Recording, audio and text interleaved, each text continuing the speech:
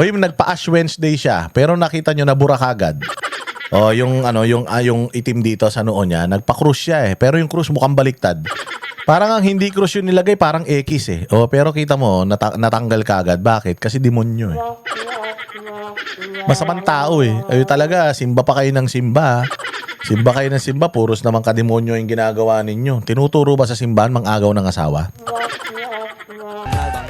Ay, magandang araw mga banateros. Ito na naman, nandito na naman ang inyong pinaka-paboritong fake news peddler sa balat na YouTube boss. At your service.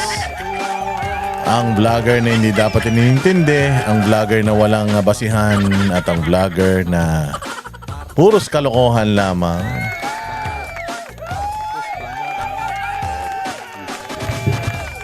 At pasasakitin na naman natin ang mga ulo at ay balon-balunan, puso, isip at kaluluwa ng lahat ng mga salot sa lipunan, lahat ng mga kanser sa lipunan, lahat ng mga almoranas sa Pilipinas, lahat ng mga ketong, bulutong, lahat ng mga tigdas, lahat ng mga pigsa, mga tigidig sa gobyerno. Kaya kailangan pagka, 'di ba, katawan tao mo, kailangan yan.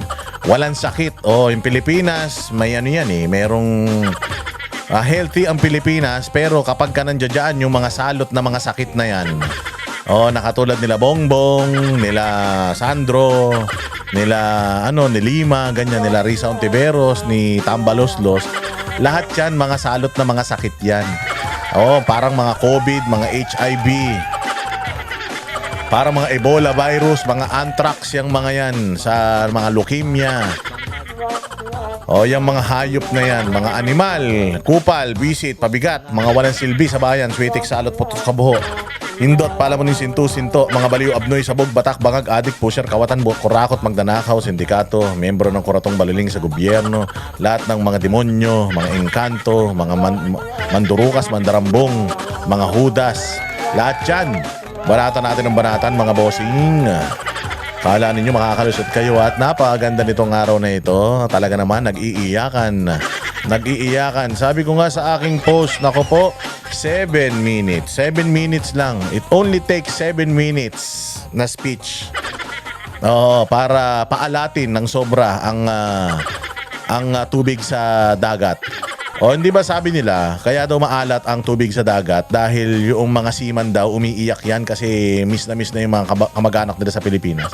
Mga mahal nila sa buhay at mga pamilya nila. Kaya daw maalat ang dagat ang tubig dagat. Pero ngayon mas lalong umalat, mantakin mo. Ang dami ng mga dilawan na yan. Nag-iiyakan lahat kasama yung mga loyalistang tanga. Imagine.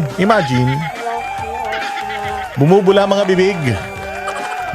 mga bibig ng mga kupal sa Pilipinas. Diyos ko po. Talaga naman. Ay, nako po. Yan ang kawawa rin. Kawawa rin talaga ang mga mga kababayan natin ngayon dahil lang dun sa pagdideklara ni Inday Sara. Diyos ko po. Sa pagdideklara ni Inday Sara, maraming mga tao ang nagngangaw-ngaw ngayon. Ay, Diyos ko po. Ay, talaga naman. Ako, sa totoo lang, awang-awa ako Oo. Awang-awa ako sa mga kadilawan, pulahan. Kanya-kanya sila ng reaksyon hindi ba? Pero bago natin pag-usapan yan. Mag-ano muna kayo Mag-follow muna kayo, subscribe, like, and share sa lahat ng ating mga social media accounts. Specifically, itong Boss Dada channel na ito, Boss Dada TV. Maraming salamat sa panonood nyo sa vlog ko kanina. Kaya sinipag ako, magbablog ako ulit. Pagka ganyan marami nanonood, nakakasipag mag-vlog. Kasi sa totoo lang, mahirap Mahirap din ang pagbablog Kasi katulad ako. Ako yung tipo ng vlogger na bigla na lang upo rito tapos magsasalita dyan. Wala namang kausap. Wala akong pakialam. Ako kasi hindi ako yung nagja-jot down, nagbo-bullet point sa mga topic, wala. Basta kukuha lang ako ng mga balita sa social media, balita dyan sa mga mainstream media, tapos rinire-reactionan natin, organic yan. Walang kopyahan, walang binabasa yan.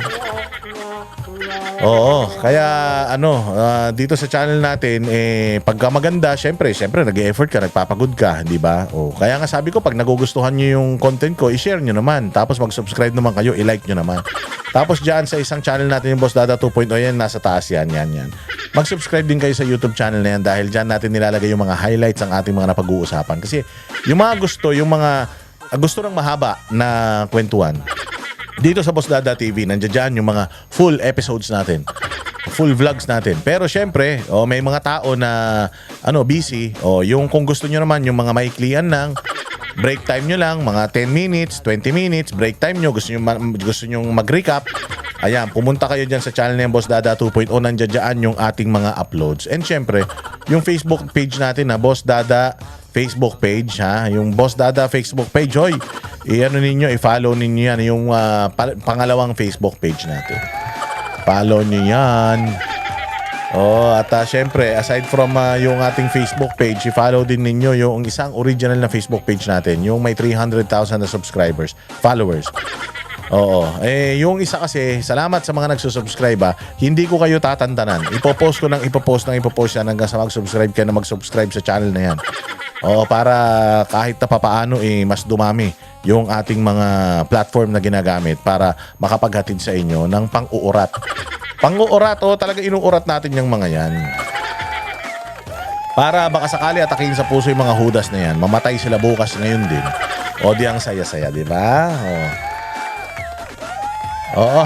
Bago natin ibalita yung mga kaganapan sa bayang Pilipinas. Teka, meron akong isang gustong i-content Nasa na 'yun?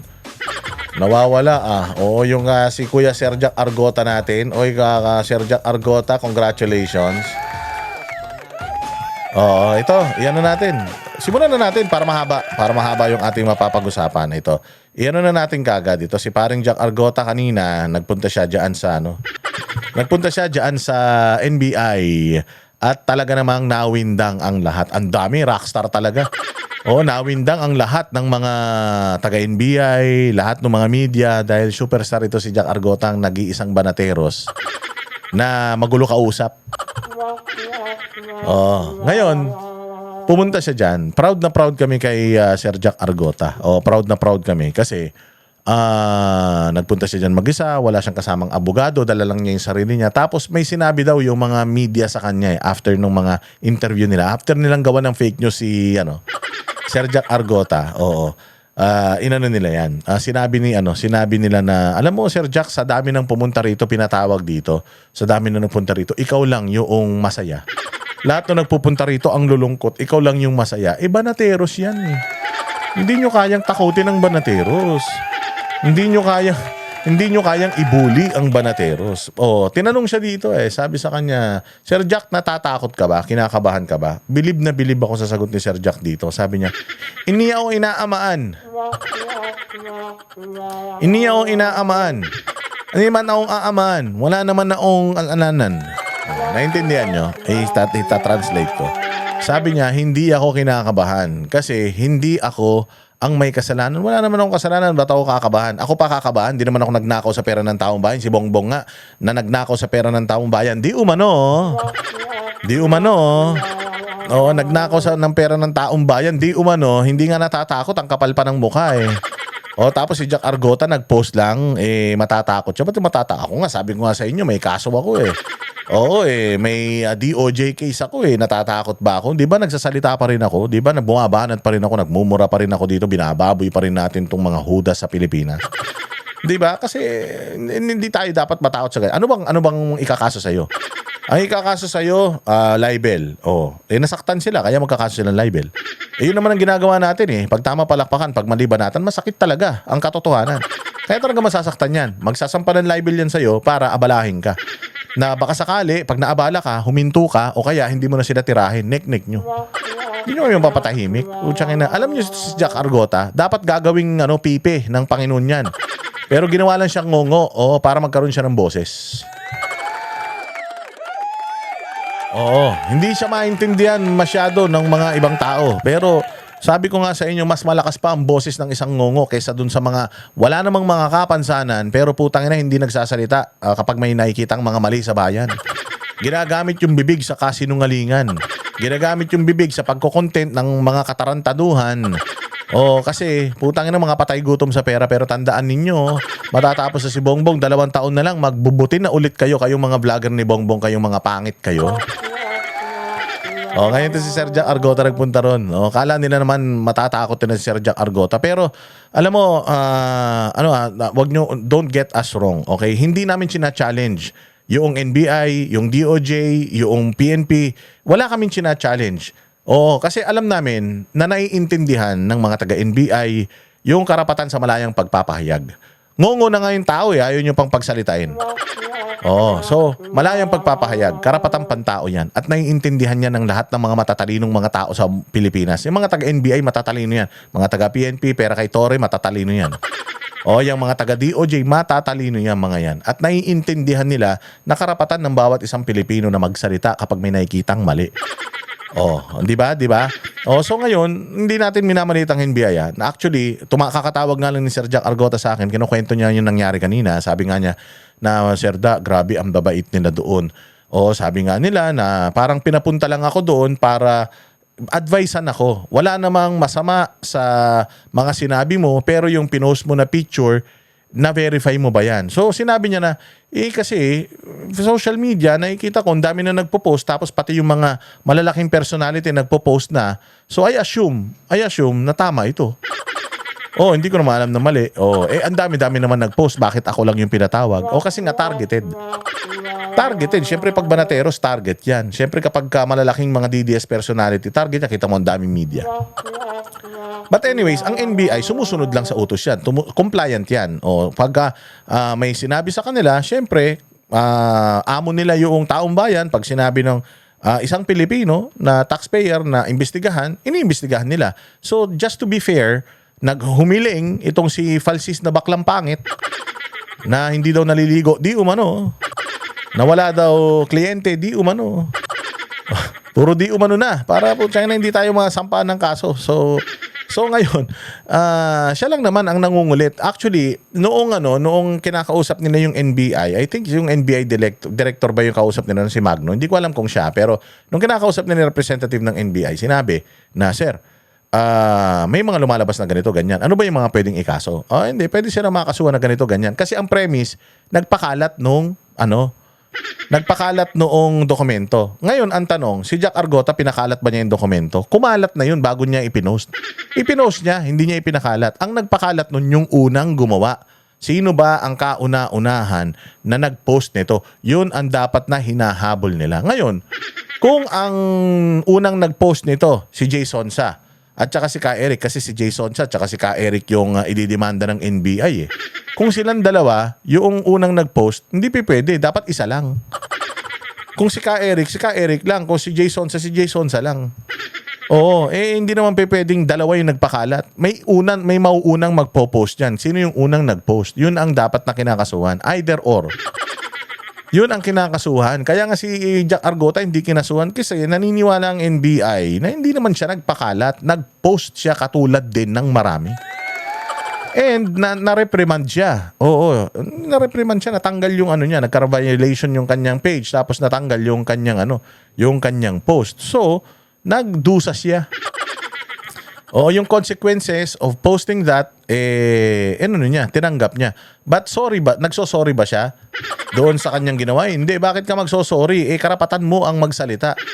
Tsaka hindi naman niya sinabi na totoo yung yung dokumento na yan. Ang sinabi niya, sa tingin ko, pinalinaw ko ito, binasa ko, sa tingin ko, hindi naman siya doktor. Buti sana kung doktor siya, nagda-diagnose siya using a fake document. Hindi nga natin alam anong itsura ng totoong document kasi Bopols naman tong Malacanang. Kung talagang sinasabi nyo na peke yan, hindi ilabas nyo yung tunay. Ngayon, magtataka ka. Wala namang complainant si Jack Argota. And even si Jason Sa at saka si Ka Eric Celis. Sino ba ang complainant nila? NBI. Bakit hindi mag-complain ang St. Luke's? Kasi nga, pag nag-complain ang St. Luke's, pag sila ang naging complainant, kailangan nilang ilabas yung totoong medical bulletin ni Bongbong. Yun nga yung ayaw nila mangyari, ilabas yung medical bulletin. Pag nilabas mo yung medical bulletin, di na bisto na malala pala talaga yung sakit niyan. Kita nyo ba doon nakaraan? Mukha ng pagong na matagal nang hindi nagsuswimming. Tuyot na tuyot, ang haba na ng leg, konti na lang magiging giraffe na. Mukha ng ostrich eh. Ito niya si Bongbong, yung huling picture niya, yung huling nagsasalita siya, ganun mukha ng ostrich. Tang ina niyan. Nakakatakot na talaga itsura niya. Mamaya niyan, magkasakit siya eh. Paano kung hindi siya kasing sama ni Boying?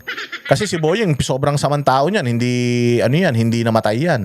Eh paano kung hindi masyadong masama si BBM? Sabi ni Aimee, masyado mabait daw yan. O di yari na, baka mamaya kunin kaagad ni Lucifer yan. O hindi ba? So kailangan ipakita natin kung ano yung totoong ano. So yun nga yung sinasabi ni Jack eh. Kung sinasabi nyo peke ito, ba't hindi nyo ilabas yung totoo? But anyways, maraming salamat sa NBI kasi tinanong din daw ni Sir Jack. Si Boss Dada may kaso din. Oo nga eh. Alam daw na NBI na meron, Diyos ko po. So, ayaw na lang natin palakihin kasi sobrang bait ng NBI and alam niyo naman si Sir Jack komedyante. So na-entertain naman daw ni Sir Jack yung mga tao diyan and compliance lang, sinabihan lang siya na Jack, hindi naman namin pinipigilan ang iyong kalayaan sa pagpapahayag kasi yan, absolute yan eh. Ngayon, gusto ko lang ipaalala sa iyo na kapag ka, maswerte ka, walang nagrereklamo sa iyo, pero kapag may nagreklamo sa iyo, makakasuhan ka. Pwedeng manalo ka sa kaso, pwedeng hindi, pero makakasuhan ka pa rin. Kaya mag-ingat ka sa mga post mo. Make sure na i-verify mo yung mga pinopost mo. Kung hindi mo ma-verify yung pinopost mo, lagyan mo ng mga allegedly, di umano, lagyan mo ng mga ganon para hindi ka nila i-quote. Ang bait-bait ng NBI, di ba? O kaya Falsi, sorry ka kasi kung gusto mo ipakulong si Sir Jack dahil lahat ng mga masasamang bakla kalaban niya at kabilang ka ron. Hindi ka nagtagumpay. Talunan ka na naman. Olats ka na naman. Jesus Falsis. Olats ka na naman. O sa kagustuhan mo na maging tagapagtanggol ng mga baklang masasama sa Pilipinas at gusto mong pakasuhan si Jack Argota, hindi po siya nakasuhan. Pakinggan natin itong itong panayam na ito. Akala, yan ang inamin ng content creator na si Jack Argota nang humarap siya sa NBI. Inakala raw niya kasi na legit ang pinost niyang medical record ni Pangulong Bongbong Marcos. Nasa frontline ng balitang yan si Gio Robles. Hindi ko alam na ang dami na po, nakala ko, legit eh. Nakasabay na ako. Engagement. Ang galing Ang galing ng ang galing ng subtitle linaw Mismong ang content creator na si pero chap-chap na yan nakita mo. Nagsasalita sa pinutol tapos nilagay na lang sa engagement, gano'n. Pero ang sinabi talaga ni Sir Jack dito, wala naman ako masamang sinabi. Nagsisisi ka ba? Hindi. Hindi ako nagsisisi. Magsosorry ka ba? Hindi. Ba't ako magsosorry? Oo. Hindi ko alam na legit yun. Hindi ko naman sinabi na legit yun. Oo. Ba't mo pa pinost yun? Siyempre, ba't ba kami nagpo-post? Di ba? Para sa engagement. Totoo naman yun. Ano sama ron?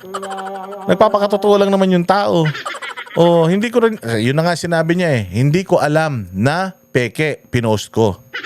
Buti sana kung alam kong peke tas pinost ko and for the views. Hindi naman Sinabi niya hindi ko alam na peke, akala ko legit kasi ang dami ng tao nagpo-post Kumbaga kahapon pa yan pinopost. Ngayon ko lang pinost kasi pinalinaw ko pa nga sa ChatGPT. So ibig sabihin hindi niya ginamit yon for engagement. Hindi niya ginawa yon, pinakalat yon for engagement kasi hindi niya alam na yun, na legit yun. Pero bakit ba nagpo-post ang mga social media influencers? Dahil sa engagement. Mga tanga. Kahit nga kayo TV5 puro fake news din naman yung mga balita nyo. Pinopost nyo pa sa social media tsaka dyan sa dyan sa tawag dyan? Sa YouTube di umano. Puro fake news lang naman daw kayo di umano. Pinopost nyo rin naman dyan para saan ba? Para sa engagement din. Nga kayong hipokrito. Jack Argota o kilala rin bilang Sir Jack ang nagsabi for the views lang ang ipinost niyang medical certificate umano ni Fake news. Wala siyang sinabing for the views. Ang sabi niya, engagement. Wala siyang sinabing for the views, boss. Pangulong Bong. Kayo nga, fake news peddler kayo Mangko-quote kayo ng sinasabi niyong fake news tapos kayo fake news din. Wala namang binitawang salita si Jack Argota na for the views. Engagement. Assumption niyo yan. Yung for the views na yan. Hindi niya verbatim yan. Hindi lumabas sa bibig niya yan. Bong Marcos. Kasi ano yun eh, nila-enhance ko lang kayo completely. So, kung ano naman ko na, pinost ko na lang. Patawa-tawa pa ang social media personality nang dumating kanina sa tanggapan ng NBI Cybercrime Natural, bakit ka iiyak? Anong gusto nyo umiiyak siya dyan? Yun ang problema sa inyo eh. Nakita nyo, matapang si Jack Argota, nung humarap siya dyan, you are expecting na magfo-fold siya. No, Banateros doesn't do that. Kaming Banateros, wala kaming pake kahit anong mangyari sa amin. Sabi ko kasi hindi nga kami takot sa bala eh. Hindi nga kami takot makulong, hindi nga kami takot mamatay eh. Para sa ginagawa namin, para sa bayan. Tapos gusto nyo, patawa-tawa pa talaga. Komedyante yan eh, hindi naman yung dramatic actor eh. Talagang patawa-tawa yun si Jack Argota. O buuan loob namin sir. Hindi kami katulad nyo na mga bayaran. Division. Di umano ha. Pinasabi na ng NBI si Kaya na ang hirap no, ang sakit sa kalooban eh. Na gusto mo yung tao malungkot tapos pagdating niya dyan, ang saya niya. Bakit sa tingin niyo si Sir Jack Argota pag kinulong niyo yan, iiyak yan? Ulul. Ready yan. Kaya nga yan pumasok sa Banateros kasi ready yan makipagbakbakan. Alam niyo bang batang Tondo yan? Taga-Tondo yan bago yan naging taga Cavite. Putangin na ang tatapang ng mga tao sa Tondo, lumipat siya sa Cavite, ang tatapang din ng mga tao diyan. Double tapang. You expect Sir Jack to cry? Sorry. Putangin na. Ang kinakalaban namin mga kurakot sa gobyerno. Ang kinakalaban namin yung mga magnanakaw sa Pilipinas. Hindi ka dapat matakot, sila ang dapat matakot sa atin. Yung mga magnanakaw, sila ang dapat matakot. Oo. Sila ang dapat matakot. Yung mga nagnakaw sa flood control, sila ang dapat matakot. Yung mga nangloko sa inyo nung eleksyon, nung kampanya, Uniteam, si Bongbong. Siya ang dapat matakot. Kita mo nangyayari sa kanya. Utangin na, ang payat-payat niya na. Mukha na siyang kalapati. Sama ng loob nila kasi nakita nila, na-expect nila nung mga camera nila na si Jack tahimik, parang lulugo-lugo. Hindi ganyan ng mga Banateros, mga bossing. Pumunta ako ng Congress eh. Talagang humarap ako dun. Ready akong makulong. Di ako nagdala ng sasakyan. May dala na akong mga gamit. Kasi sabi ko po, kung ipapakulong ka, ikulong ka. Tapos ang boxing, ganun talaga buhay. Weather lang yan.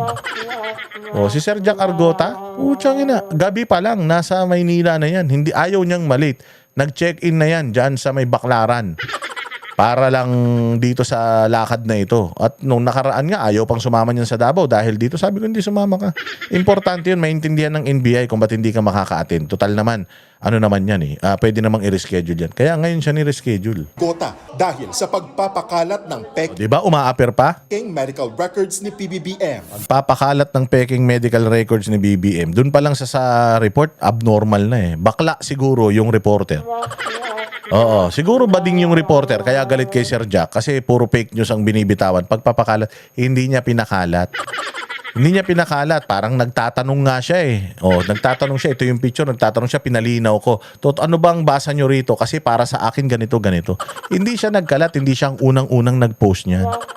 Itong TV5 na to, sama ng ugali nyo. Siguro bading. Ayon kay NBI Director Lito Magno, layo nito na mabigyan ng pagkakataon na magpaliwanag ang content creator. Ang awa naman ng Diyos, nauunawaan ako. Kailangan 100% sigurado ka. Di ba? Pinapunta si Sir Jack dyan. Kaya nga sabi ko, palakpakan natin ang NBI. Maraming salamat NBI. Kasi hindi nyo hinaharas. Salamat NBI kasi hindi nyo hinaras itong kapatid namin. Hindi nyo hinaharas yung mga mabababang mga tao. Salamat. Kasi sabi nga ni Sir Jack, tinuruan lang ako. Sinermonan ako na, oy, Jack, yung ginagawa mo para sa bayan, maganda yan. Yung pagbatikos ninyo sa mga maling ginagawa sa gobyerno, maganda yan. Karapatan nyo yan. Freedom of expression yan. Nagkakaroon lang ng problema, pinaalalahanan lang siya, nagkakaroon lang ng problema kapag meron ng nasaktan sa sinasabi mo at yung mga nasabi mo nagsampa siya ng kaso dahil dun sa mga sinabi mo, dun na magkakaroon ng problema. Kaya habang wala pa, mag-ingat ka sa mga pagpo-post mo. Make sure na verified yung pinopost mo and make sure na you're not stating you're not stating yung parang pinapaniwala mo na yung tao sa mga bagay-bagay. Kailangan mayroon ka pa ring disclaimer na opinion ko ito, akin lang ito, pwede kayong maniwala, pwede kayong hindi, kayo nang bahalang tumimbang, ganun. Kasi pag sinabi mong ito ang totoo, alam ko yan, meron akong testigo, ba yun, delikado na yun. So, pinaintindi lang kay Jack. So, bilang isang vlogger, sabi ko nga, privilege pa nga ito kasi at least, ganun pala yun. Kasi syempre tayo, alam natin yung tama at saka mali. Alam natin na naglalabas lang tayo ng saloobin. Pero may limitasyon pa rin kasi yun O kumbaga, may mga bagay na hindi ka dapat na ginagawa para hindi ma-violate or hindi parang tawag dito yung ma-take advantage yung freedom of expression or magamit yung freedom of expression. So tinuruan siya. So maraming salamat NBI dahil yung turo nyo kay Jack Argota nakarating sa buong Banateros. Gamit na muna ng utak. Aminado raw si Argota na hindi Kaya naman pala bading yan Bading yan, Jack. Baka bading kaya galit sa'yo kasi kung ano-ano pinagsasabi, nagpakalat ka daw ng ganito, na ka daw, for the views ka lang. Amoy maaatching ka tsura pa lang, maaatching ka na kilay pa lang, malinis na Naka-gel, delikado yan. Baka kasi siyempre si Jack, kaaway niyan yung mga kasapakat ni Aura Baka si Sir kaya ganyan mag-report kasi bekla. Hindi naman masama maging bakla. Pag sinabi kong bakla ka tapos hindi totoo, sige nga, halikan mo nga si Jack. Ina-assume ko lang pwedeng mali ako, pwedeng tama ako, pero mali kasi yung mga report mo ba't mali yung report mo? Baka galit ka kay Jack. Delikado ang pinakalat niyang medical record ng Pangulo. Kahit kabado, handa raw harapin ni Argota ang NBI dahil wala naman daw siyang masamang intensyon. Umamin ang social media personality sa kanyang pagkakamali pero wala daw siyang pinagsisisihan. Kung nakakalaw sila sa akin, alam naman nila na nakakatawa lang ako Nauna nang sinampahan ng cyber Diba? Komedyante, tas sineryoso nyo. Tanga yarn. Oo. So, ayan na nga. Sinampahan na nga si Ka Eric at saka si Jason sa. So, hopefully, maano nila yan. Pero, okay na yan. Masyado nang mahaba yung balita na yan kasi hindi talaga yan yung gusto nating ibalita. Marami tayong gustong ibalita. Pero, congratulations, Sir Jack, dahil ipinakita mo na tayong mga badateros ay hindi magpapasupil. Tayong mga badateros ay talagang buo ang mga loob. Harapin natin lahat yan. Lahat ng mga kaso harapin natin yan. Wala tayong pabayad ng abogado, di makulong tayo. Ganun lang yun. Basta ang importante, hindi nakulong tayo dahil may nasaktan sa mga sinasabi sa atin. Okay na yun. Pero yung makulong tayo dahil nagnakaw, nakulong tayo dahil nagano tayo ng drugs, nakulong tayo dahil meron tayong mga illegal na mga gawain. O yun, pangit yun. Nakulong ka dahil nagnakaw ka sa flood control. Ganyan. Nagnakaw ka sa pera ng taong bayan, PhilHealth, nagnakaw ka dyan. Yan, masama yan. Pero yung makulong tayo dahil lang sa pagpapahayag, okay lang yan. Okay lang yan, ganun lang talaga yan. So eto na tayo, eto na, ibabalita na natin kasi ang dami nag-iiyakan. Pero balikan muna natin yung balita patungkol dyan sa ni Inday Sara, pagdedeklara niya na siya ay tatakbo sa 2028. Pasok. Vice President Sara Duterte ang kanyang pagtakbo sa 2028 presidential elections. At live mula sa Mandaluyong may Express Report si Camille Samonte. Camille, ano ba itong naging pahayag ng bise at yung kanilang paniwanag sa pag-aanunsyo ngayong araw? Ruth, sa isang press conference kaninang umaga, tinuldukan na ni Vice President Sara Duterte ang mga spekulasyon kung tatakbo ba siya sa pagkapangulo sa 2028 elections. VP Sara, sa 2028, ito ang biglaang pahayag ni Vice President Sara Duterte ngayong umaga. Mga kababayan, ibalik natin ang tapang at malasakit para sa Diyos, sa bayan, at para sa bawat pamilyang Pilipino. Ako si Sara Duterte, tatakbo bilang Pangulo ng Pilipinas. Inihayag ito ng bise sa gitna ng impeachment complaints laban sa kanya. Sa kasalukuyan, nakabitin pa rin sa Kamara ang 3 impeachment complaints. Pero hindi na ito tinalakay ni VP Sara kanina. Bagkus humingi siya ng tawad sa taong bayan dahil tinulungan daw niya na mahalal si Pangulong Bongbong Marcos at sa malawakang korupsyon na nangyayari ngayon. Mga kababayan, humihingi ako ng paumanhin. Patawad kung tinulungan ko mahalal si BBM bilang Pangulo ng ating bansa. Patawad kung hanggang ngayon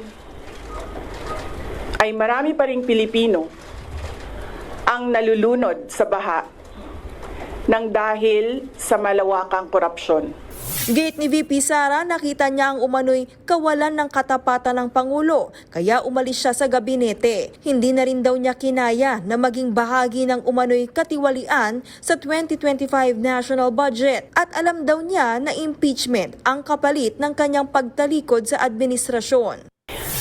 Sa unang mga buwan ng aming mga termino, nakita ko na ang kawalan ng katapatan ni Bongbong Marcos Jr. sa mga pangakong binitawan noong kampanya. Pati na sa kanyang sinumpaang tungkulin para sa bayan. Dahil hindi ko kinaya na maging bahagi ng 2025 national budget na tadtad ng katiwalian. Pinili kong umalis sa kabinete kahit alam ko na mula pa noong 2023 na ang magiging kapalit ay ang aking impeachment. No, matatandaan ninyo, ang unang-unang naglabas ng katiwalian si Pangulong Duterte. Tapos, ito si Inday Sara. Sabi niya, kinausap ko si Bongbong. Si Zaldi ko, pinakikialaman yung budget ko. Oo, yung budget ko sa DepEd, pinakikialaman. Actually, meron siyang mga dokumento na ipinakita. Tapos sinabi nga niya na even Senator JB Ejercito, inano yan, nasilip yan.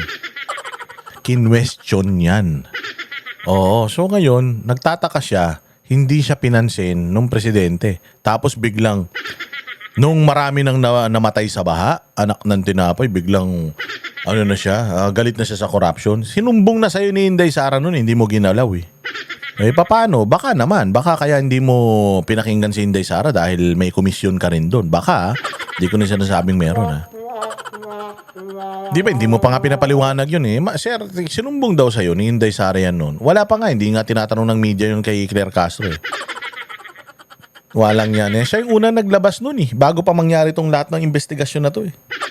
Bago pa mangyari lahat tong mga kahayupan na to sa Pilipinas na nalaman natin lahat ng mga kalaki ng ninakaw nila. Kinuwento na ni Inday yun eh. Oh, bakit hindi ibalik ngayon? Ay, totoo pala yung sinasabi nyo, Inday, dahil lumalabas ngayon ito si Bersamin, si Pangandaman, si ganito, si ganyan. Ano naman pala, talagang mga salot naman pala sa lipunan yung mga yan. Katulad yan, yung Pangandaman na yan. Diyos ko po, yung Pangandaman na yan ha. Akala ko ba may may kaso yung Pangandaman na yan? Akala ko ba sangkot yung Pangandaman na yan? Bakit hindi sila lumalabas? Bakit wala siyang kaso? Bakit hindi siya iniimbestigahan? Ba't hindi pinapatawag dyan sa mga kung ano-ano mga hearing dyan po, tragis na yan? Ha, bakit? Ano nangyari? Ano meron? Ano meron? Walang hiya kayo. Kayo talaga, masyado kayo ha. Halatang halata kayo ha. Oh. Ayaw nyo bang kasuhan si Pangandaman dahil pag kinasuhan nyo si Pangandaman, ilalabas niya yung mga pangalan nyo na kayo talaga ang pinuno ng korupsyon sa Pilipinas? Baka kaya itinatago nyo si Pangandaman, kaya si Pangandaman hindi nyo ginagalaw kasi maraming alam yan nilaglag si Pangandaman pero hindi nakakasuhan, di man pinapatawag si Pangandaman Tapos biglang tinanggal sa Malacanang. Anong ex-deal yan? Huwag ka na mag-ingay. Huwag ka na magsumbong. Hindi ka namin idadamay. Ganun ba yan? Kayo talaga.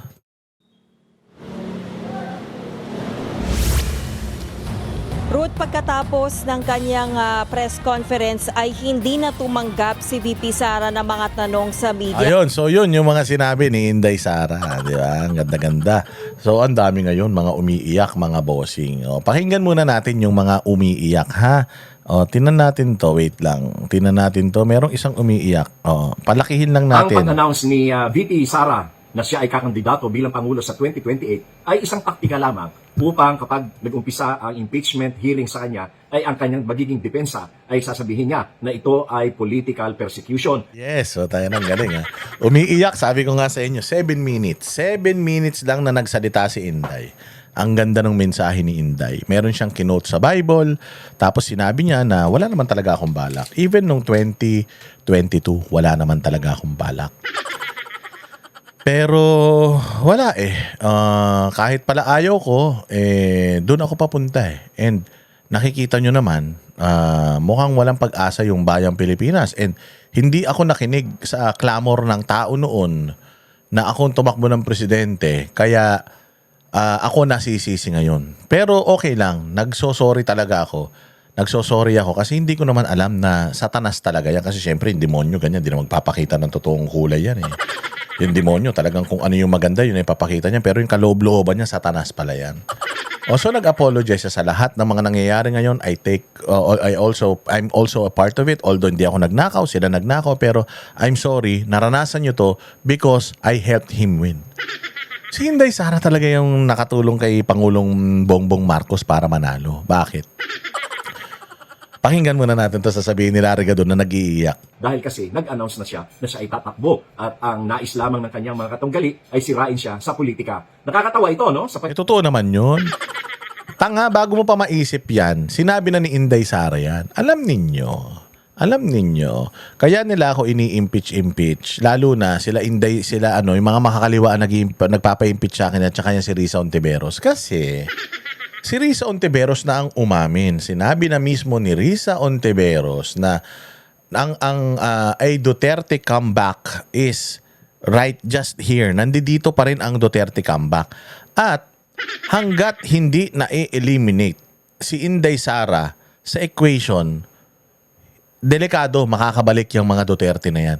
Sinabi na yan ni Risa Ontiveros. Ito naman si Larry Gadon, tanga-tangahan na naman. Paano gagamitin ni Inday Sara yan? In-impeach nyo na siya nung nakaraang taon. Putang ina niyan. Nung 2025, pina-impeach nyo na siya. Na-impeach nga siya dyan sa, sa Congress, di ba? Di ba naman siya nagdideklara nun? Di pa naman siya nagdideklara noon na tatakbong presidente. Sinasabi naman na ni Inday noong 2025 ba na kaya kayo nagfa-file ng kung ano-anong kaso sa kanya. It's because you want to eliminate her. You want her out of the equation pagdating sa 2028 presidential elections. Anong pinagsasasabi mo, Gadon? Nagagamitin niya yan ngayon na pinupolitika siya. Tanga. Noon pa, yun na yung sinasabi ni Inday. Politika lang yan. Pinupolitika lang ako ng mga yan. Gusto kasi nila mawala ako para malakas ang laban nila sa 2028 kasi akong pinakamalakas na gusto ng tao na kumandidato. Ngayon nga lang siya nag-declare 2025, pinai-impeach na yan. Yan na yung depensa ni Inday Sara. Tapos sasabihin mo, gagamitin niyan depensa. Matagal niya ng depensa yan. Bugok. Inan to. Tanga-tanga, tanda-tanda na, bobo pa. Napakalayo pa noong 2028, pero ito, meron na agad nagdideklara na siya ay tatakbo. At yan naman ay talaga namang alam na ng mga Pilipino na hindi naman siya mananalo dahil... Kung di mananalo, puta ka na nyo, ba't pinai-impeach nyo? Kung hindi mananalo, bakit number 1 siya sa survey ngayon? Sinabi ni Direlon, Dilawan yun, sabi ni Direlon, mananalo yan. Pagka bukas sa eleksyon, mananalo. Sinabi rin ni Risa Ontiveros, nitong nakaraang interview lang niya, na if the election will be held tomorrow, mananalo yan. Kaya nga kami mag-aalyansa, Kaya nga magsasanib ang pula, dilaw, komunista, tae, kuto, garapata. Kaya nga lahat ng mga salot sa Pilipinas magsasanib puwersa para lang talunin si Inday Sara kasi siya pinakamalakas. Anong sinasabi mong hindi mananalo? Kung hindi mananalo yan, di sana hindi nyo tinatrabaho yan. Kung mahina talaga yan, di sana hindi kayo nagtatawag, magkakasama. Mantakin mo. Dinidilaan mo yung tumbong ni Trillanes, kaaway mo yan. Mantakin mo yung mga tumbong ng mga komunista, dinidilpatan mo ngayon, dinidilaan mo ngayon, ikaaway mo yung mga yan noong hindi pa nag-aaway si Inday tsaka si Bongbong. Magpatingin ka na. Oo, baka maluwag na yung mga tornilyo mo, baka kumalas yan, mangagat ka. Unang-una, ang Philippine politics is divided only to two major camps. That is Marcos and Aquino. Ang mga Marcos, natural, hindi na siya iboboto. Hindi siya iboboto ng mga Marcos loyalists at ng mga Ilocano na solid north na hanggang Mindanao. Bobo talaga, puta. Dalawa lang daw ang kampo dito. Marcos at saka Cory. Putang ina, ba't hindi nanalo yung si Leni Robredo noong 2022 election? O si Marcos, kaya siya nanalo, bakit yung boto ni Bongbong Marcos mas mababa kaysa sa boto ni Inday Sara? Akala ko mas malakas si Bongbong Marcos kaysa kay Inday Sara. Saan kaya binili ni Gadon yung logic niya? Magkano kaya bayad dyan sa logic na yan? Putsang ina, kung saan mo naman nabili yan, itago, sabihin mo doon sa tindahan na yun, magsara na. O baka may makabili pa ng logic na yan, ang dami ng tanga sa Pilipinas, dumagdag ka pa. Napakaraming Ilocano at ang tinatawag natin ng mga waray, yung mga kakampi nila Madam Imelda Marcos at nila Martin, ang mga ba't hindi nanalo? Ba't hindi nanalo lahat ng mga manok ni Bongbong Marcos sa Visayas at sa Mindanao? Napakalakas pala naman ni Bongbong eh. Bakit hindi nanalo sa mga probinsya na mga pinagsasasabi mo? Bakit ang dami? Sila Respicio, sila Mamba, ang dami mga Ilocano. Ako, Ilocano ako. Bakit gigil na gigil ako kay Bongbong? Akala ko ba may solid north? Putsangin na. Baka solid north yan. Sila Riga doon para ng propagandista, no?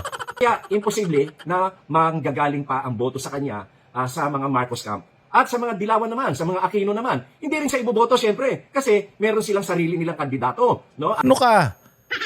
Pag tumakbo siya si Guanzon, boboto siya eh. Dilawan si Guanzon, sabi ko nga sa iyo.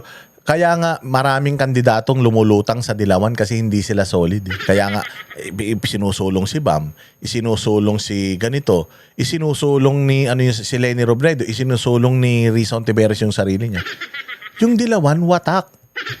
Watak yung Dilawan na yan. Putang ina, kahit sila, may mga Dilawan na kain suka, pero may mga Dilawan na ayaw talaga sa Marcos. Oo, may mga Dilawan na ayaw talaga sa Marcos. So pag tumakbo si Inday Sara, yes, I'm pretty sure hindi iboboto si Inday. Pero yung mga galit kay Bongbong, hindi rin iboboto ng mga Dilaw na yun yung kandidato niya. Lalo na to si Risa. Hindi boboto ng mga Dilawan yan si Risa. Hindi boboto ng mga Pinklawan yan. Kasi ang gusto ng mga Pinklawan, si Leni Robredo. Sasabi nito. Hindi nga sila united tapos sasabihin mo mag-unite kayo. Nag-aaway-away nga sila sa kampo nila eh. Andiyan si Risa Ontiveros, andiyan si Bam Aquino, andiyan si Kiko Pangilinan, andiyan pa si Mar Rojas o kung sino man ang i-adapt ng kanilang political party. Ang dami. Puta, lahat may pangarap. O paano yan? Sino ngayon ang tatakbo sa kanila? Lahat yan gusto maging presidente. Papayag ba yung mga yan? O tingnan mo. Bibigyan kita ng isang example. Noong 2022 elections, nag-usap-usap Robredo, Isko, si Lacson, si Pacquiao. O nag-usap-usap sila. Ilan sila? 4 sila. Nag-usap-usap sila. Putang ina naman tong ilaw na to. O dahil lang kasi umiitim ako eh. Ayaw ko umiitim ako. So ayun na nga. 4 lang sila nag-usap. Mantakin mo 4 silang nag-usap. 4 lang ha. 4 lang. Putangin na yan. Hindi pa sila nagkasundo. Ito pa kaya, ang dami-dami ng mga sinasabi mo. Paano magkakasundo yan? Para sa bayang Pilipinas sa sinasabi mo, pare-parehas mga ganid yan. Hindi mag-giveaway yan, mga yan. Putsangin na maniwala ka. Lahat yan tatakbo kasi makakapalang mukha niyan. Tatakbo yung mga yan, alam mo kung bakit? Yan si Risa, alam naman niya, di siya mananalo. Pang-12 siya nung nanalo siya nung nakaraan. Pang-12, paano siya mananalo sa pagka-presidente? Wala naman nagawa yan ng senador. Puro kabisitan lang ginawa niyan. Hindi nga yung binoto ng Pinklawan ng Dilawan ng solid eh.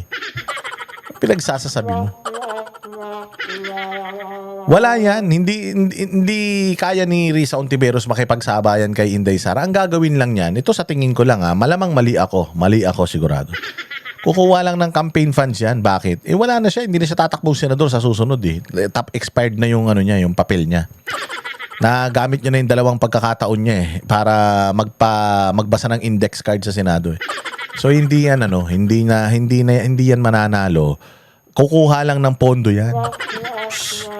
Style mo bulok, style ng mga style ng mga presidentiables yan na kahit na alam naman nilang hindi sila mananalo, kumukuha sila sa mga campaign nila. Campaign funders nila.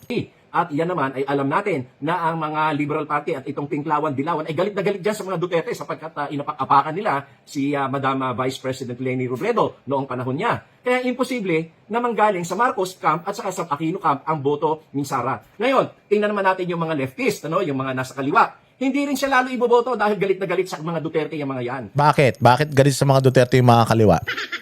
Gadon, bakit? Ba't di mo sabihin kung bakit? Galit yung mga makakaliwa sa mga Duterte kasi inubos sila. Hindi ba yun din ang gusto mo?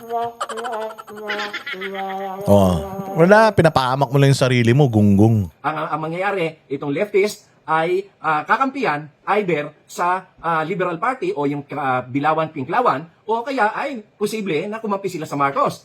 At yun naman mga ibang mga political parties na mga minority political parties, of course, hindi rin kakampi sa kanya yan dahil yan ay talagang papanig yan sa administration or sa opposition dahil kasi kailangan nilang magpasok ng mga senatorial candidates kahit na ilang piraso lang naka-candidates, meron sila at meron din sila sa mga lokal. Kaya hindi yan magsasara. At isa pa, ang PDP naman ay wasak na. Nag-resign na nga yung kanilang Secretary General at marami na sa mga PDP, wala na. At hindi naman solid ang PDP noon kay Sara dahil nagalit sila kay Sara. At galit din si Sara sa kanila. Kaya walang patutunguhan. Ay, ito chismoso, no? Ang dahil pinagsasabi, wala namang katotohanan kahit isa. Bibigyan kita ng isang matinding rebuttal. Si Inday Sara, pagka nag-eleksyon bukas, mananalo. Sinabi ng Dilawan. Sinabi ni Drilon, sinabi ni Risa, if the elections will be held tomorrow, definitely she will win. Siya ang mananalo. Ngayon, ibig sabihin, this early, sinabi na ni Inday Sara na tatakbo ako. Ano mangyayari ngayon? Lahat ng mga kapitalista, lahat ng mga campaign funders, lahat ng may mga personal agenda, mag-i-invest ba sila doon sa alam nilang matatalo? Mag-i-invest ba sila ng pera doon sa alam nilang ilalampaso? Itatry nila yung kanilang makakaya para lumipat kay BP Sara at itry si BP na BP. Nandito lang ako Kailangan mo ng pondo para sa iyong kampanya sa 2028. Lagi mong isipin na nandito lang ako Ganun yan. Kasi kung ako, negosyante ako, halimbawa tumakbo si Larry Gadon, kahit aso, magbotohan. Bukas, yung aso namin, yung aso ng kapitbahay namin at saka siya, barangay chairman, baka talunin siya ng aso ng kapitbahay namin. Kung ako, mag-i-invest ako kay Gadon, negosyante ako, alam ko na matatalo yung taya ko sa kanya. Hindi ba ikaw sa kasino, bigyan kita ng barahan na nakabukas. Yung barahan nung isa, 7. Yung barahan nung isa, 9. Kanino ka tataya? Doon sa 7? Tanga ka ba? Siyempre tataya ka dun sa mananalo. Hindi mo isasakripisyo yung pera mo dun sa matatalo ka. Anong gagawin mo? Kung halimbawa, itataya mo yung pera doon pero ayaw tanggapin, tataya ka pa rin dun sa kalaban? Hindi, mananahimik na lang ako. Hindi ko popondoan yan kasi masisira lang ang pera ko dyan.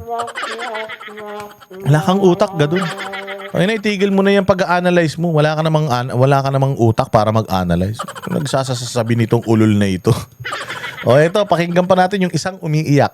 Si Madam, si Madam Saba. Umiiyak. Wait lang. Ayan na. Nagpa-Ash Wednesday siya, pero nakita nyo na bura kagad. Yung itim dito sa noo niya, nagpa-cruise siya pero yung cruise mukhang baliktad. Parang ang hindi cruise yung nilagay, parang X pero kita mo, natanggal kagad. Bakit? Kasi demonyo Masamang tao eh. Kayo talaga, simba pa kayo ng simba. Simba kayo ng simba, puros naman kademonyo yung ginagawa ninyo. Tinuturo ba sa simbahan mang-agaw ng asawa? O, pakinggan natin yung sasabihin nito ni nung isa pang umiiyak. Pasok. Hindi na tayo nagulat sa pagdedeklara ni VP Sara ng pagtakbo sa pagkapangulo sa 2028. Karapatan naman niyang magdeklara kahit napakaaga. Ano ngayon? Nakala ko ba hindi ka nagulat? Ba't galit ka? Hindi ka nagulat pero galit ka. Karapatan naman niya magdeklara kahit ang aga pa. Bakit? Natutulog ka? Nagising ka? Linis-linisan ang putya. Tulad ng karapatan din ng mga Pilipino na singilin siya sa mga seryosong alegasyon ng katiwalian at paglabag sa batas. Uy, ba't mo sinisingit yan? Nagpa-file na nga kayo ng impeachment eh. Nag-file na kayo ng impeachment, antayin nyo na lang yan. Huwag mo nang singilin siya. Tangina, kaya kayo nagre-react kasi alam nyo, tapos na. Tapos na. Wala na. Endgame na. Alam nyo na hindi na kayo makakakuha ng pondo mula sa mga nagpopondo ng mga politiko. Okay, kasi syempre, si Inday yung pinakamalakas na kandidato, lahat ng mga bilyonaryo na gustong i-advance yung mga nila, yung kanilang mga agenda. Ay na doon yan sa pinakamalakas susugal, hindi sa inyo. Yung ba kinagagalit mo? Panawagan na po natin noong 2024 pa. Mas magandang harapin at sagutin muna niya ang mga ito. Palusutin nyo sa Congress. Tangina nyo, para kayong mga tanga. Palusutin nyo sa Congress. Tapos, paratingin nyo sa Senado. Pag nandoon na sa Senado, haharap siya. Sinabi na nga niya, haharap siya. Sinabi na nga niya, I want bloodbath. Sinabi na nga niya, we've been ready since 2023. Ready na siya. Alam naman niya kung anong barahan nyo eh. Yung sinasabi mong humarap siya, humaharap. Kaya lang, saan? Sa'yo? Utas sino ka? Baka mamaya agawin mo pa yung driver niya. Bago ang ambisyon na maging Pangulo ng Pilipinas. Wala kang pake. Wala kang pake. Ikaw nga di umano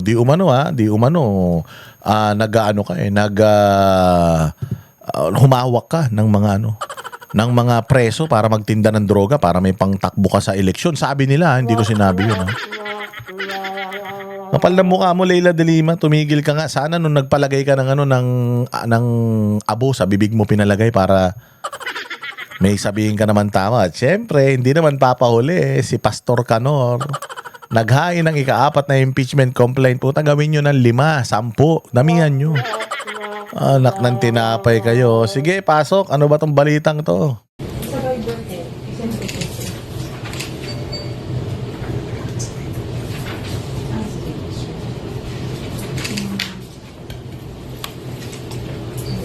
Mike, tatakan mo na. Ito na yung... Ito na.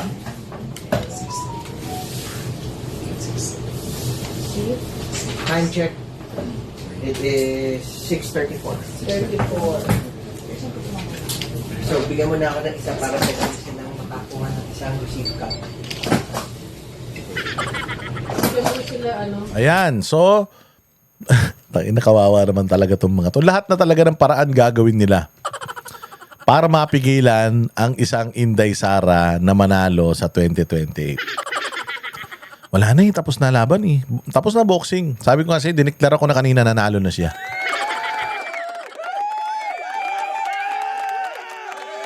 Tudyang ina, sabi ko nga wala na talaga to. Wala nang wala nang patutunguhan tong mga kinagagagawa nila, mga impeachment nila. Wala na yan. Oo, pang-4, inendorso. Tapos, umandar. Kayo-kayo na lang yan. Sino-sino na lang yan? Si Pastor Canor, si Ortega, yan, yung mga young goons. Sila lang yan. O, yung iba, nakikisali, hindi. Ako, miski ko, pipirma ako dyan, di na. Ba't ako pipirma dyan? Magiging presidente yung susunod na... Magiging presidente yung i-impeach. Pipirma ba ako dyan? Delikado, pucha.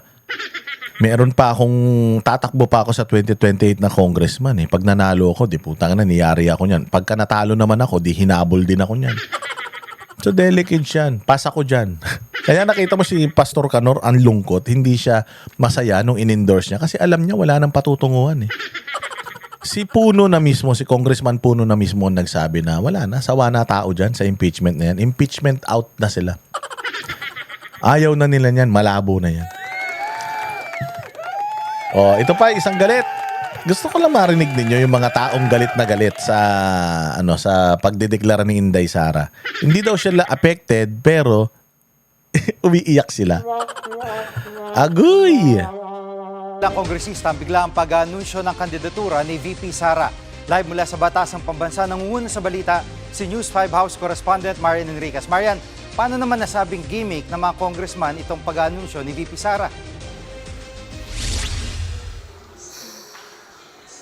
Jiggy, pananakot at kalkulado ang timing. Ganyan nga inilarawan ng Makabayan Block yung pag-anunsyo ni Vice President Sara Duterte ng kanyang planong pagtakbo sa pagkapangulo sa 2028 elections. Sinakto raw kasi ito ng bise bago talakayin dito sa Kamara yung nakahaing mga impeachment complaint laban sa kanya. Tingin ni ACT Teachers Party List Representative Antonio Tino, panakot lang daw ito ng bise sa mga kongresistang susuporta sa kanyang impeachment. Panawagan ng Makabayan Block. Oh, ang tanong natatakot ba sila? Ang tanong natakot ba kayo? Kasi sa totoo lang, if this doesn't mean anything to you, it's not worth any reaction. Hindi na ako magre-react kung baliwala ito. O kung sa tingin ninyo mahina si Inday Sara, hindi kayo kakabahan doon sa pag-i-endorso niya. But the fact na nagsasalita kayo ngayon, the fact na para kayong mga langgam na puta na bulabog, ibig sabihin, alam nyo, delikado kayo. And ngayon na lang, taon na to. March, April, May, June, July, August, September, October, November, December. 10 months na lang kayo. 10 months na lang yung taning ng mga buhay ninyo.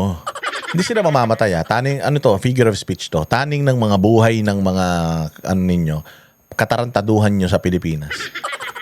Kasi come 2028, tapos na. 2027, shoot na yan. Mga ngampanya na halos lahat yan.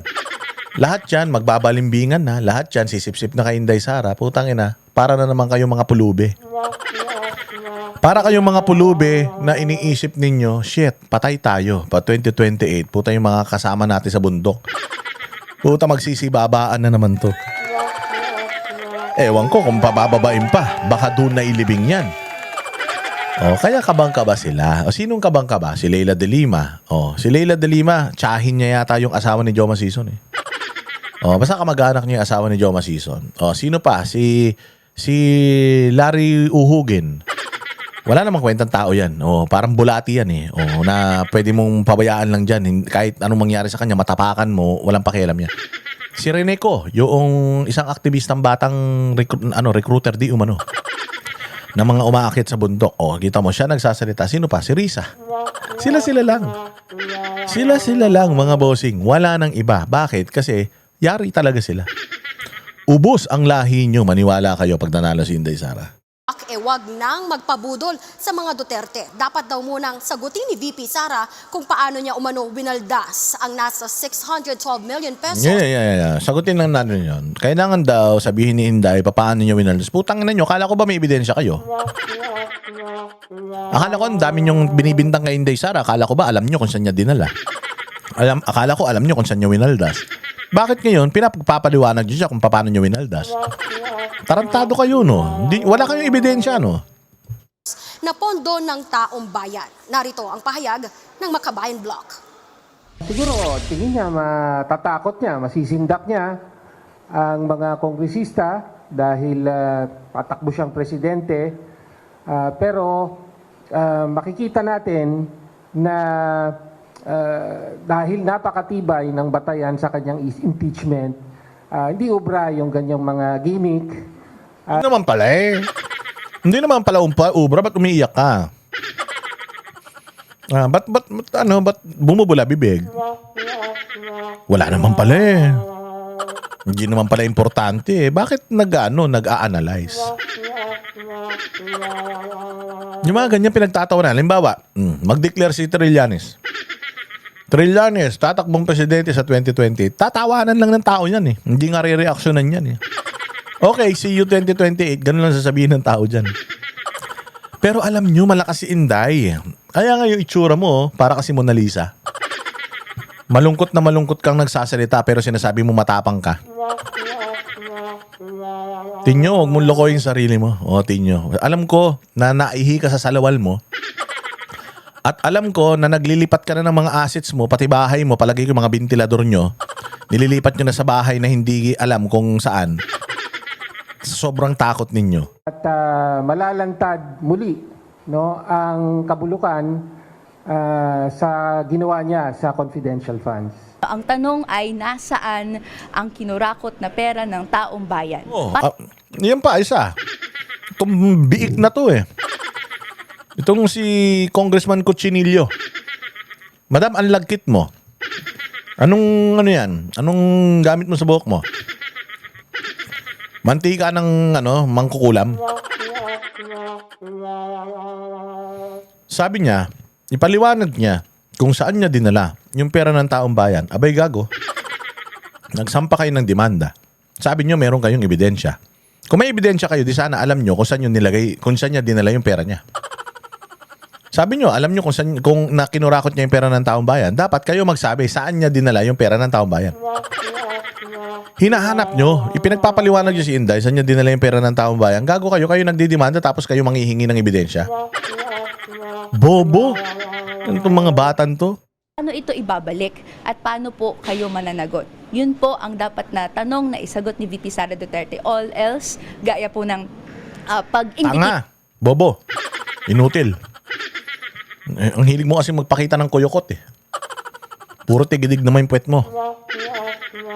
Madam, korte ang magsasabi kung papaano isosoli yan. Korte ang magsasabi, ang mag-uutos ng mga bagay-bagay patungkol dyan. Tanga yan. ng higher ambitions, they are distractions po. At Marian, maapektuhan kaya ng anunsyo ni VP Sara yung takbo ng impeachment laban sa kanya? Jiggy, kumpiyansa itong Makabayan Bloc na boboto yung mga kapwa nila kongresista nang naaayon sa kanilang konsensya dahil malakas daw yung ebidensya at laman ng impeachment complaints. Malakas yung ebidensya tapos pinagpapaliwanag yung si Inday Sara. Parang mga tanga ang mga to, no? Tangin na to mga to, okay na yan. Tapos na yung tapos wag na natin ibalita yan, okay na. Gusto ko na ipakita yung mga reaction nila. Ay, syempre, hindi naman matatapos pagka hindi natin pinakita yung reaksyon ng Malacanang. Sige, Malacanang, anong reaksyon?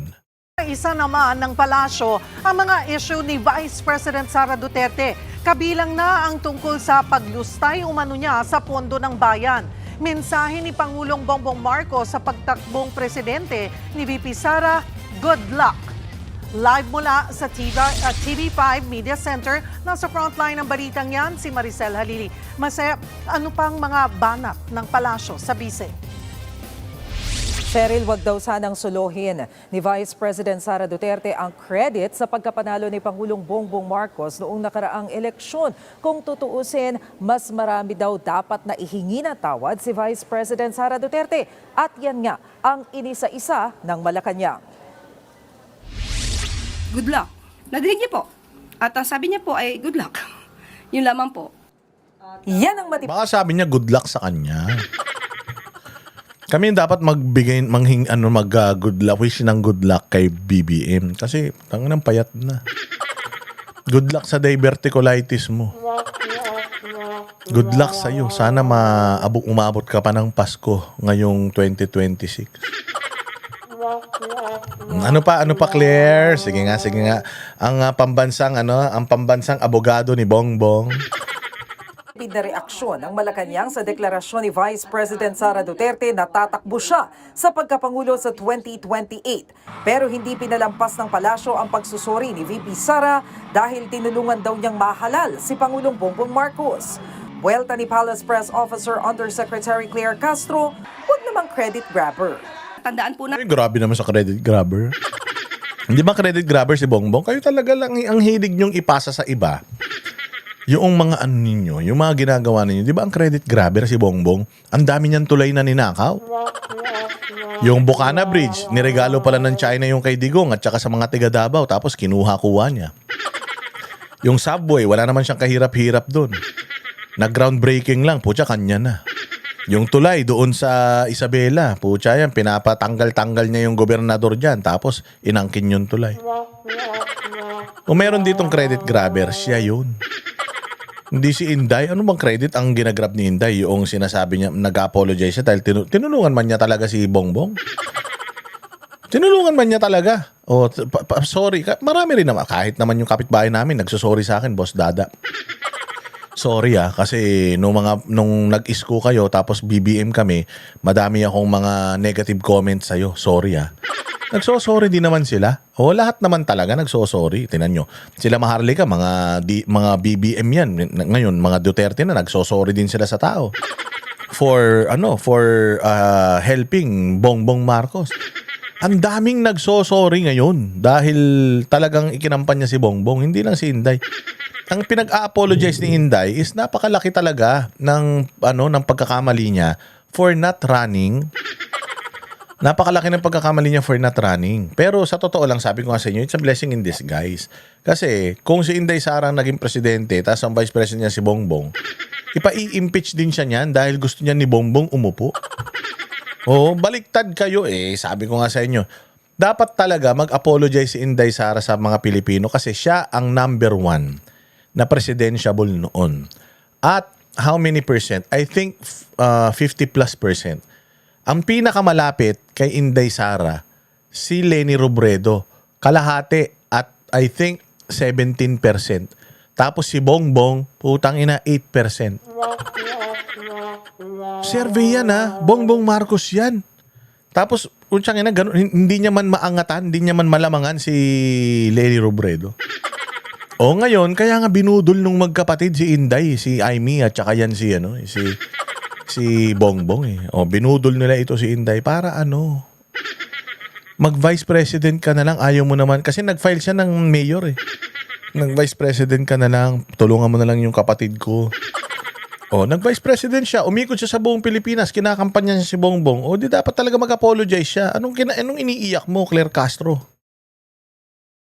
Natin ang taong bayan ang naghalal kay Pangulong Marcos Jr. Kung ano man po ang natulong niya, pareho naman po sila nagtulungan dahil ito ay unity team. Kaya wag niya pong suluhin ang credit kung nanalo man ang Pangulo. Wait. Si Inday Sara, meron siyang 32 million na boto. Si Bongbong, 31 lang. Alam mo ibig sabihin nun? Ulitin ko lahat ng bumoto kay Inday, binoto, mali. Lahat ng bumoto kay Bongbong, binoto si Inday. Pero 1 milyon ang bumoto kay Inday na hindi binoto si Bongbong. Ibig sabihin, weakest link si Bongbong. Hindi nga umaatin ng debate yan. Wala nga plataforma yan. Kaya nga ngayon, di niya alam kung ano yung mga ipinangako niya. Wala namang pinangako yan. 20 pesos na kilo ng bigas lang. Hindi niya pa nagawa. Tangin na to si Claire Castro, tanga talaga. Kung meron daw dapat ihingi ng tawad ang bise sa taong bayan, yun ay ang sarili niyang issue ng korupsyon. Siguro po dapat mauna muna na ihingi niya ng tawad kung ano man ang mga issue ng korupsyon at katiwalian at di umanong paglulustay ng confidential funds ng kanyang 2 opisina at the time, OVP at ng DepEd. Paano si Bongbong? Kailan siya magsosorry sa pagnanakaw niya sa Pilipinas? Di umano. Kailan magsosorry si Bongbong? Kailan papaliwanag di Bongbong yung mga text messages na kumakalat ngayon? Patungkol sa mga perang nakuha niya mula doon sa kanyang bagman. Meron pa sa customs. May kumakalat pa sa customs daw. Meron pa dyan sa DPW. Meron pa nung kampanya noong 2025. Kailan ipapaliwanag di Bongbong yan, Naber? Kailan siya magsosorry dyan? Mantakin mo yung kay Inday Sara, dadalawa lang ang issue nyo. Hindi nyo pa mapatunayan. Itong kay Bongbong, araw-araw may bagong issue. Tsaka kailan kayo magsosorry tungkol dyan? Buti nga si Inday nagsorry. Buti nga si Inday, kahit hindi nagnakaw, nag-sorry. Si Bongbong magnanakaw eh. Di umano. Hindi pa nagso-sorry. Tapos addict pa daw, sabi ng kapatid. Wala na, Claire. Kahit anong gawin mo, wala na yan. Hindi na obra. Naglabas pa nga ng listahan si Castro at isa-isa niya itong binasa. Una po, mas dapat niyang inunang humingi ng tawad sa taong bayan, lalong-lalo na sa mga biktima ng EJK. Bakit? Ba't siya magsusorry doon? Siya magsusorry sa EJK? Bakit? Siya ba yung may gawa nun? Involved ba siya doon sa EJK? Mayor man siya ng Davao. Anong hihingi niya ng tawad sa EJK? Dahil binibintang niyo sa tatay niya? May kaso yung tatay niya sa Pilipinas? Wala. May ebidensya sila tungkol sa DDS? Wala. Ano hihingi ng tawad ni Inday Sara sa EJK? Ay, magsosorry po ako dahil maraming pinatay yung tatay ko. Ganon. Ba't si Bongbong? Hindi pa siya nagsosorry, maraming pinatay yung tatay niya. Maraming pinatay, maraming ninakawan. Ba't di pa siya nagsosorry? Mauna muna magsorry si Bongbong. Sorry sa lahat ng mga winalanghian ng tatay ko nung martial law. Bago magsorry si Inday Sara sa EJK, wala ngang kaso ng EJK dito sa Pilipinas. Yung mga martial law cases, ang dami-dami dito sa Pilipinas eh. Ano pa? Dapat niya rin pong ihingi ng tawad at nakalimutan niya nang siya ay magsabing mayroon siyang kilalang assassin at handa siyang magpapatay. Assassin po. Ihingi daw ng tawad ni Inday Sara yung paghingi ng tulong sa assassin. Hindi siya humingi ng tulong sa assassin. Ganito nga kasi kwento niyan. Ang papatay sa akin yan lang mga yan. Huwag kayo mag-alala. Pag may nangyari sa akin masama, may nakausap na ako. Pag pinatay ako ng mga yan, patayin mo rin. Anong ano dun? Anong problema? Ba't siya hihingi ng tawad dun? Hindi pa naman siya namamatay. Patayin niyo muna si Inday Sara para ma-activate yung assassin na yan. Supot? Yan na yun. Ano pa? Dapat din daw magsorry si VP Sara sa mga fake news na Hindi ka nga nagsusorry sa fake news na pinapalabas mo, Claire Castro, tapos gusto mo magsorry si Inday Sara sa fake news. Ano ba fake news niya? Ano yung fake news? Ikaw nga sinabi mo si Pangulong Duterte nangako na 7 lang yung bigas eh. Tangina, hindi naman totoo. Tapos yung tinanong ka nung mga yung tinanong ka dyan, sabi mo, ay hindi ko dapat pag-usapan dito yung mga sinabi ko sa vlog ko kasi yung vlog ko vlog yun. Hindi natin dapat tinatanong yun dito. Ikaw ang fake news peddler. Ikaw nagsasabi, maganda Pilipinas. Ikaw nagsasabi, malago ang ekonomiya. Ikaw ang nagsasabi, safe sa Pilipinas. Puta, ikaw ang fake news peddler eh. Ikaw nagsasabi, malakas si Bongbong. Naku, may dapat mag-sorry dito sa pagpapakalat ng fake news. Ikaw yun at saka yung mga media nandiyan dyan sa harapan mo. pinandera niya sa publiko.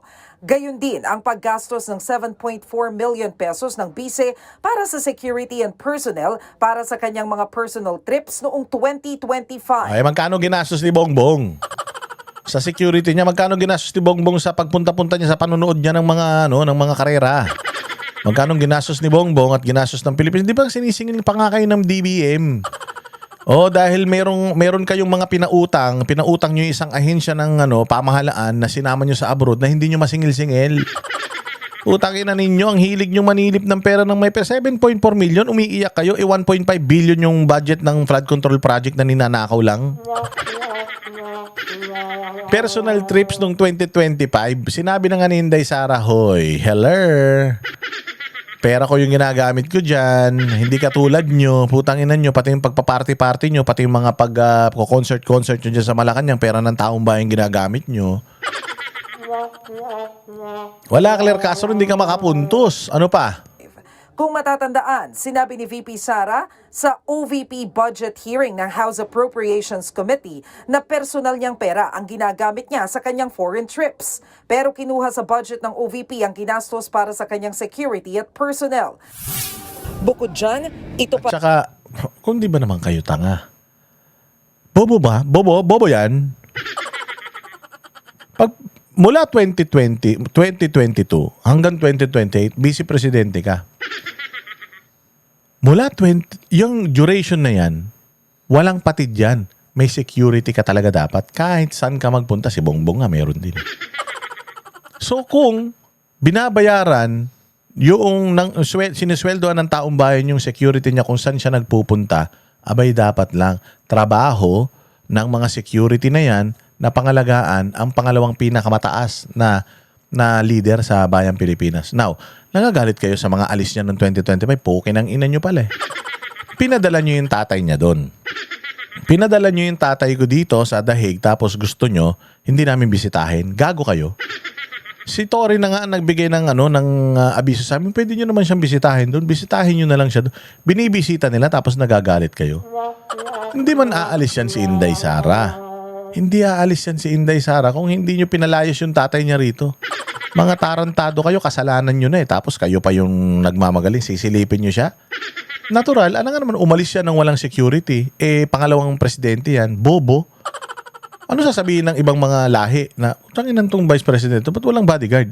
Kasi, walang pera. Pugin ang Pilipinas na to. Pangalawang leader nila, hindi nila inaalagaan. Ikaw nga puro ka security. Di ba, Claire Castro? Anday mo security. Ikaw nga, kahit tumatai ka, may security ka Tangin na ka, huwag ka manilip. Hindi ka naman importante. Meron kang mga bodyguard sa Inday Sara, pangalawang presidente. Kung mag-bodyguard siya at gastusan ng opisina niya yung mga bodyguard niya dahil umaalis siya, dapat lang yung trabaho nila yun. Tanga. Protocol yun. Unggoy. Araw ang dapat ihingi ng bise ng dispensa. Pero alam mo, yun lang yung yun lang yung nasisilip nila kay VP Sara, 7.4 million, 125 million na doon sa 125 million na confidential funds. Well accounted for naman. Nag-issue pa ang COA ng unmodified opinion. Tapos, yung sa DepEd, wala namang issue ang COA. Hindi rin siya fina-flag ng COA. Sa tagal-tagal na panahon, yun lang yung nasisilip nyo. Gusto nyo isa-isahin namin yung mga ginawang pagnanakaw ng mga Marcos sa Pilipinas. Putangin na, baka 3 buwan na, di pa tayo matapos. Tsaka mga ipokrito kayo Dapat po rin niyang ihingi ng tawad nang tinanggap niya ang pagiging sekretary ng DepEd. Kahit inamin niya na wala siyang kaalam-alam sa pagiging sekretary ng DepEd. Oo, pero marami siya nagawa. Sinabi niya, hindi siya teacher. Hindi niya sinabing wala siyang kaalam-alam. To talaga fake news peddler ka talaga. Alam mo kung may fake news talaga dito, ikaw yung Claire Castro. Ang sinabi ni Inday, hindi siya teacher. Oo. At saka, bobo. Putangin na mo, tanga ka talaga, Claire Castro. Inoffer sa kanya ni Bongbong yun. Ganun katanga si Bongbong, i-offer ni Bongbong sa kanya kung alam niyang hindi kaya ni Inday Sara. Tanginan to. Di sana sisihin mo si Bongbong. Alam niyo pala na walang alam si Inday Sara bakit niyo inoferan ng DepEd? Tangina tanga sobrang bobo mo, Claire Castro. Sabi ko magdedebate tayong dalawa. Puta, mapapahamak ka sa akin. Hindi ako abogado pero mapapahiya ka sa lahat ng mga pinagsasasabi mo. Hihingi ng tawad ni VP Sara Duterte ang pagiging DepEd secretary. Bakit? Tarantado. Galing tayo sa blended learning. Yung galing tayo sa yung homeschool dahil sa COVID.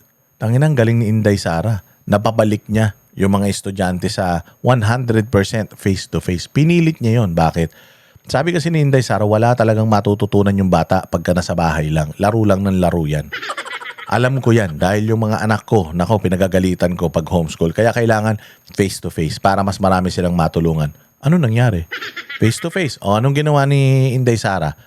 Sa mga teacher, tinanggal ni Inday Sara yung ibang mga administrative work sa teacher kasi nga kumakain ng oras nila.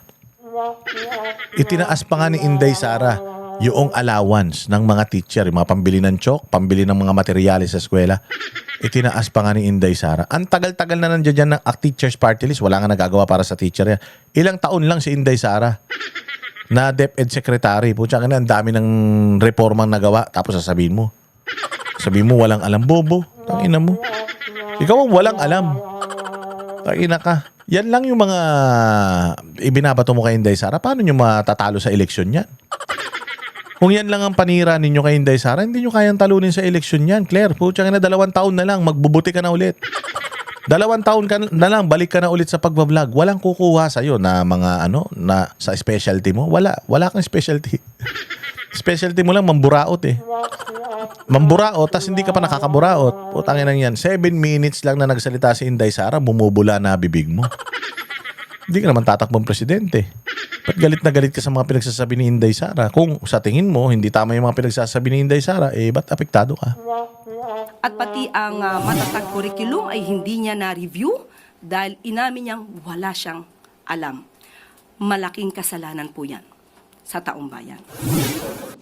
Mas inuna rin daw ni VP Sara ang Manila kesa tumulong sa gobyerno. Sinabi niyang siya ay may alam di umano na mapababa ang presyo ng bigas, pero hindi niya gagawin dahil wala siyang balak tulungan ang Pangulo. Yan po ay isa... Ano yan? Ganun ba kahina presidente mo? Kailangan ng tulong? Kala ko ba magaling kayo? Bakit kayo nagkagalit kay Inday na hindi kayo tinulungan? Bakit nakadepende kayo kay Inday? Tinulungan na nga kayong manalo eh. Tinulungan na kayo ni Inday Sara manalo nung 2022. Gusto nyo tulungan pa kayo ni Inday Sara para yung 20 pesos na kilo ng bigas ma-achieve ninyo? Kayo na nga kuno, mga gago kayo eh. Bitter yarn. Ang kasalanan sa bayan na dapat niyang ihingi ng tawad. Ilan lang daw yan sa mga kailangan pang ihingi ng tawad ni VP Sara sa publiko. Isa pa sa hindi pinalampas ng Malacanang ay ang pagbaha na isinisi ni VP Sara sa Administrasyong Marcos. Ilan po bang flood control projects merong itinatag? Di umano. Ang Pero bakit ka gumagamit ng di umano? Hindi ka sigurado. Claire Castro, meron kayong confidential funds. Ang daming mga intel funds ninyo at kung ano-ano pang mga budget nyo, tapos hindi nyo ma-pinpoint kung ano yung mga problema sa Davao. Ay, Claire Castro, hindi nyo pa pinapaniwanag yung 50 million na nawawala daw sa vault nyo, ha? Sabi ni Mike Abby, sobrang corrupt daw ng opisina nyo, ha? Ikaw naninilip ka ng corruption ng may corruption, yung corruption sa opisina mo mismo, dun ka naka-opisina, hindi mo sinisita. Ikaw, Claire Castro, sabi ni Mike Abby, nuknukan daw kayo ng mga magnanakaw dyan sa PCO, ha? Sinabi ni Mike Abby yun. O hindi mo pa, imbestigahan mo muna yung opisina nyo. Silipin mo muna yung opisina nyo bago kayo manilip ng iba. Talaga, sama ng ugali mo, ha? Ano pa yan? ang kanyang ama. 13,917 na flood control projects na mukhang hindi naramdaman. Anong mukhang hindi naramdaman? Anong mukhang hindi naramdaman? Dapat may reklamo. Parang ngayon, may reklamo, may mga ghost project sa mga flood control. Nung parang hindi naramdaman, walang insertion nung panahon ni Pangulong Duterte. Ang DPWH noon, ang dami build program, napakaraming mga tulay, kalsada, kahit pandemic. Huwag mong puntahan yan, Claire. Wala nang pandemic nung panahon ni Bongbong, wala siyang nagawa kahit isang tulay. Alam mo nagawa ni Bongbong? Katarantaduhan. Ano pa? Dahil kung meron 13,917 flood control projects, dapat naramdaman natin at medyo humupa ang pagbaha sa Pilipinas. Ay, antindi, no? Antindi, no? Yung kasalanan nila, isinisisi talaga nila sa mga Duterte, no? Walang ghost project nung panahon ni Pangulong Duterte. Walang reklamo, eh. Walang nagre-reklamo sa baha. Oo, palagay ko, putanginan to, sugapa sa bakuna siguro to na libre ni Pangulong Duterte. Baka buong pamilya nito nakinabang dun sa mga libreng bakuna ni Pangulong Duterte. Yung pinagsasabi mo. Walang korupsyon ng panahon ni Pangulong Duterte. Kung hindi mo naramdaman, gago, baka tulog ka lang. O kaya kung ano-anong ginagawa ninyo ng mister mo. Hindi mo naramdaman, ano yung mga baha na yan? Nang matanong naman kung posibleng strategy ang... Yun lang yun. Hindi daw niya naramdaman. Tangina, multo ba yan? Magpaparamdam sa'yo? Dapat puntahan mo, tanga. 13,000 pala yung mga proyekto na yan. Ba't di mo puntahan? Pag pununtahan po, tangina yan eh. Sisilipin mo yung proyekto sa Davao. Ganda-ganda ng Davao. Punta ka sa Ilocos. Tingnan mo nga proyekto doon. Puro phase 1, tanga. Yan to si Claire Castro, satanas eh. Fake news peddler talaga eh. Ang deklarasyon ni VP Sara para mapagaan ang epekto sa kanyang impeachment. Kaya nga po sinabi natin isa siya na maituturing na politician. Politician na ang iniisip ay ang susunod na eleksyon. Ang iniisip ay yung pansarili. Galit na galit ka. Ba't gigil na gigil ka? Na interes. Hindi ang taong bayan. Nang tanungin si Castro kung nagsisisi rin ba ang Pangulo dahil naging katandem nito si Duterte. Malamang hindi naman po alam ng Pangulo na ang kanya magiging presidente ay puro bakasyon. at mga Vice Presidente na puro bakasyon. Vice Presidente na hindi siya tutulungan. Vice Presidente na ang magiging... Hindi siya tinulungan na nga siya ng 2022 para manalo. So dito, inaamin ni Claire Castro na mahinang nila lang talaga si Bongbong. Mahinang nila lang si Bongbong. So parang sinasabi pa niya dito na nabudol pa si Bongbong. Ang ina niyan. Ibang klase talaga si Claire Castro. Sabi ko nga sa inyo, putya nakakatulog pa kaya na mahimbing tong kupal na to. Sarap siguro ng sa bagay, puro laging bago yung damit. Mukhang malaki bayad eh. Trabaho ay manira sa gobyerno. Hindi naman niya pagsisisihan kung ano nangyari. Ang gagawin lamang po ng Pangulo ay magtrabaho. Cheryl, sa ngayon, hindi pa... At ayun ang balita natin ngayong araw na ito. Itutuloy natin. Bukas, sa upload natin, tutuloy natin yung mga iba pang mga statement na binitawan ng mga iyakin sa Pilipinas. Iyakin dahil sa pagtakbo o pagka-deklara ni Inday Sara na tumakbo sa 2028. Tangina, taranta sila, no? Gulat na gulat sila. Butsang ina ngayon, problema nila, saan nila kukunin yung mga pangampanya nila sa 2028. Kung huling pagkakataon na nila ngayon 2026 para mawala si Inday Sara sa equation. Kapag itong 2026 walang nangyari sa lahat ng mga propaganda ninyo, tapos ang boxing, walang mamumuhunan sa inyo. Kailangan nyo magbenta ng mga ari-arian ninyo para meron kayong gagamitin sa kampanya sa 2028. Again, ngayon palang dinideklara ko na congratulations VP Sara Duterte for winning the presidential elections ng 2028. Congratulations sa iyo. More power. Huwag ka mag-alala. Nasa likod mo ang Banateros at ang buong sambayan ng Pilipino. Maraming salamat mga Banateros. Like, share, subscribe at kita-kita po tayo ulit sa susunod nating vlog.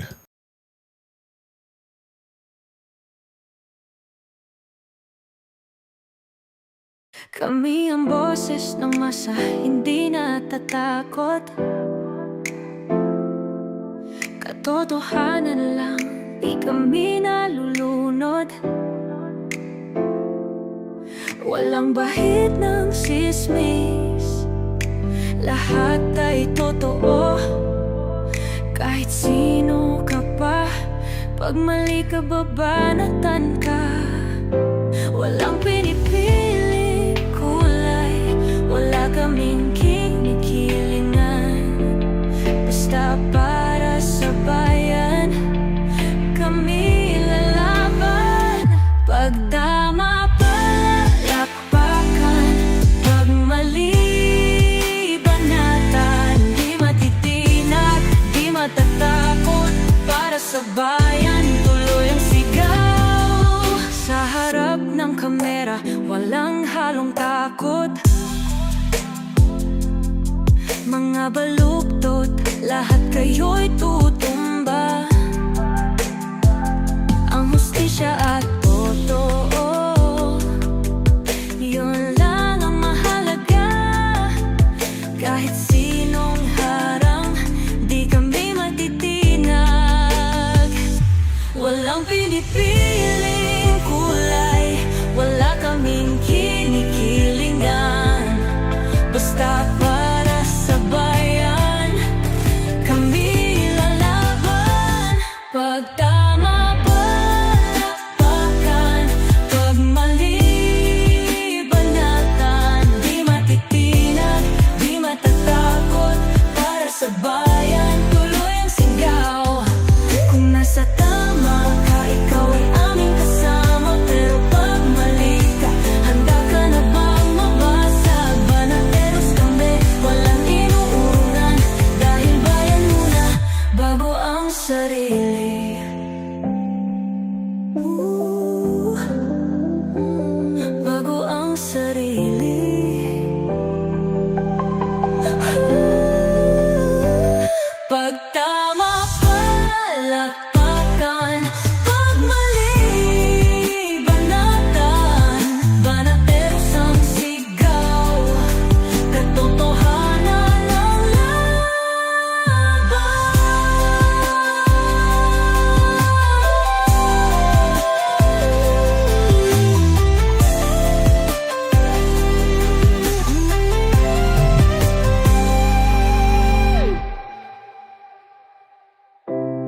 lahat